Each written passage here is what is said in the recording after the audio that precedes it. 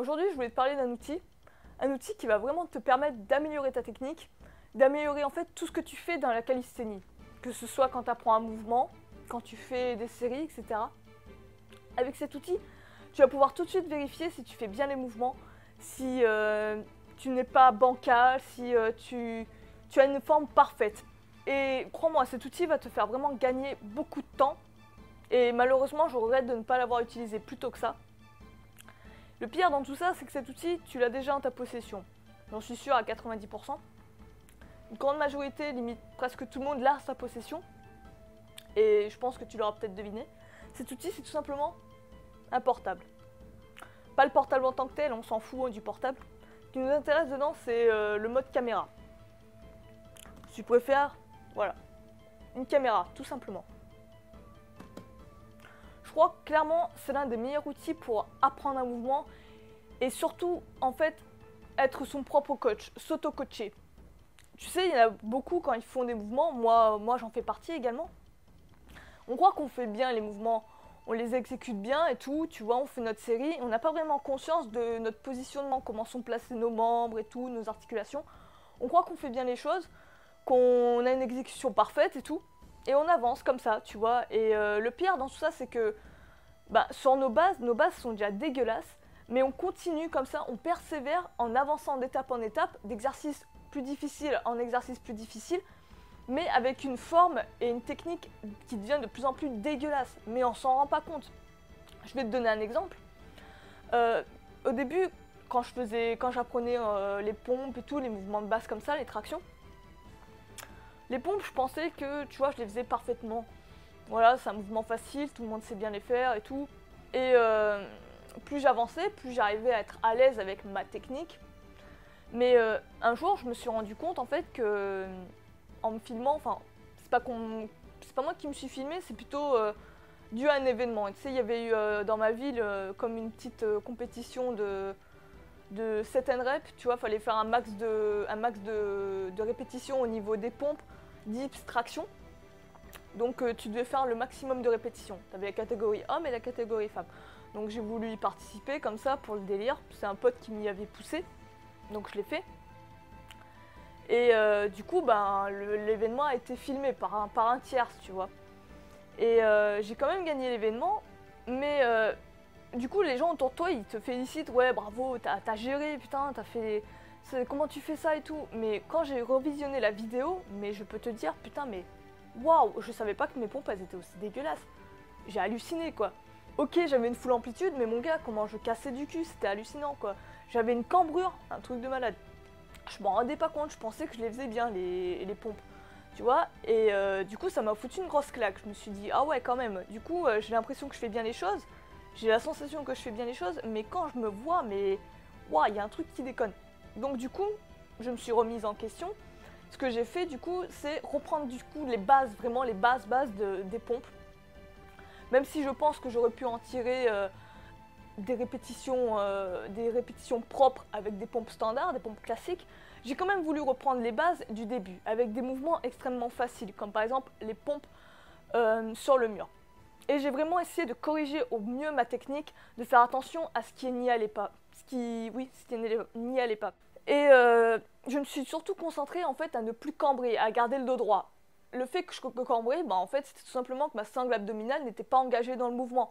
J'avais tendance à relâcher les abdos et du coup, j'avais mon dos qui avait bien la cambrure. Donc j'essaie vraiment de corriger ça. Pareil, au niveau, il y en a beaucoup, ils aiment bien. C'est pas qu'ils aiment bien, mais on va dire qu'ils n'ont pas vraiment conscience de ça, je pense. Ils ont tendance à shrugger, tu vois, à faire les pompes comme ça en fait. C'est comme s'il y avait cette partie là qui travaillait, là tout le reste était complètement déconnecté des épaules et du haut du dos. Et souvent on appelle ça, moi j'appelle ça des pompes shrug, tu vois, ils sont comme ça, ils font leurs pompes comme ça, avec les bras hyper écartés, je pense que tu vois de quoi je parle. Et il me semblait que plus la fatigue s'installait, plus je m'approchais de cette technique là, tu vois, bien dégueulasse. Donc du coup, ce que j'ai fait, j'essaie vraiment de me concentrer sur la technique extérieure, à bien corriger ça, et ainsi à me filmer, à me forcer à me filmer et à voir si ça allait, si ça collait. Parce que tu pourrais me dire, ouais, mais à la limite, tu peux demander à un pote, tout ça te paraît, te corriger. Ouais, mais ça peut être intéressant si ton si ton pote est expérimenté, s'il s'y connaît bien, tu vois, limite mieux que toi. Et s'il est sévère, strict. Parce qu'il y en a, ils sont plutôt laxistes, tu vois, ils s'en foutent quoi. Limite, tu fais des pompes dégueulasses, il va dire ouais, ouais, c'est nickel, elles sont bien tes pompes. Donc toi, tu vas te fier à son idée, à sa vision de la pompe, et tu vas te contenter que de ça. Moi, je te conseille vraiment de te filmer, de prendre ta caméra. Tu prends une caméra ou ton portable, tout le monde de nos jours a un portable qui filme, hein, on s'en fout de la qualité, sauf si tu veux le mettre, je sais pas, tu veux faire une chaîne de ouf avec de la qualité de ouf, mais on s'en fout, sinon si c'est que pour toi, et tu te filmes. Et tu vois, tu essaies de voir justement, tu essaies d'avoir un regard objectif et de voir ce qui ne va pas. Je vais te montrer des images en fait de ce que je te... pour illustrer ce dont je te parle là. C'est hier, je crois, hier ou avant-hier, j'avais fait des pike push-up, je sais pas si c'est ça la prononciation, je te le mettrai en écrit. Tu sais, c'est des pompes en L, tu le verras de toute façon dans les vidéos. C'est des pompes en L où tu es à 90 degrés. C'est un exercice qui est un exercice intermédiaire pour apprendre en fait les pompes en ATR. C'est un excellent exercice que j'ai voulu retravailler. Et j'ai voulu me filmer, tu vois. En même temps pour voir ma technique et mais en même temps pour proposer du contenu et tout sur Facebook.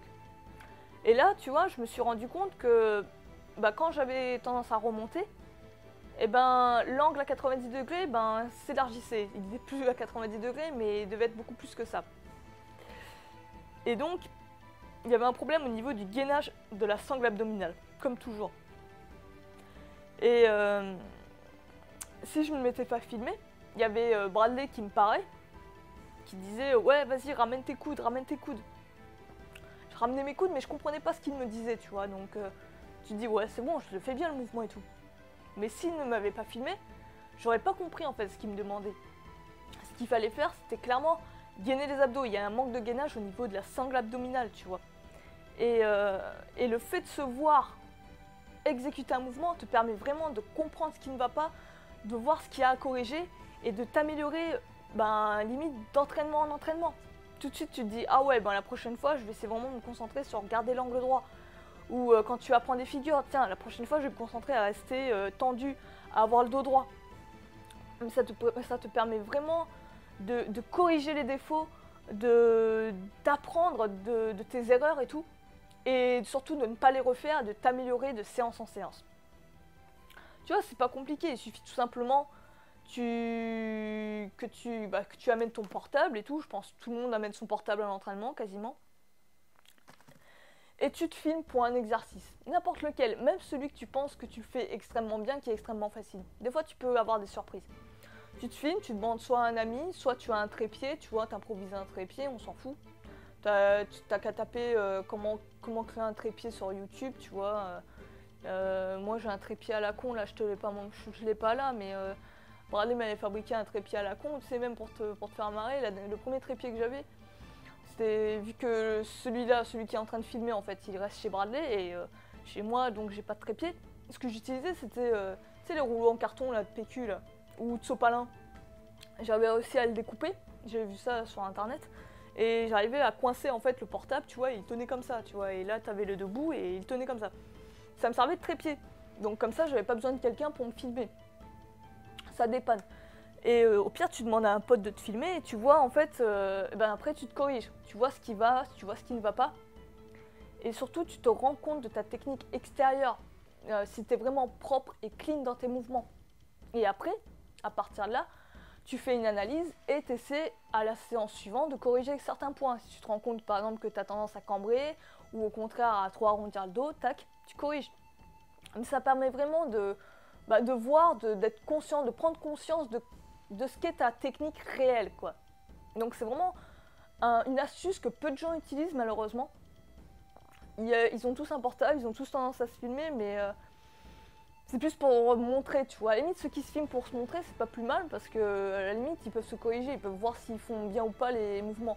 Mais ceux qui ne se filment pas du tout pensent bien faire les mouvements, des fois, et alors qu'ils ont des mouvements complètement dégueulasses, comme je te l'ai montré. Donc, c'était une petite astuce comme ça. Dis-moi ce que t'en penses. Est-ce que toi, tu te filmes pour corriger tes erreurs ou pas? Dis-le moi en commentaire. Si t'aimes ce genre de vidéo un peu, astuces de dernière minute, je vais appeler ça comme ça. N'hésite pas à me le faire savoir en mettant un petit like, ça permet à la chaîne d'être de plus en plus visible. Et si c'est pas déjà fait, abonne-toi. Et sur ce, bah moi je te dis à la prochaine. Ciao!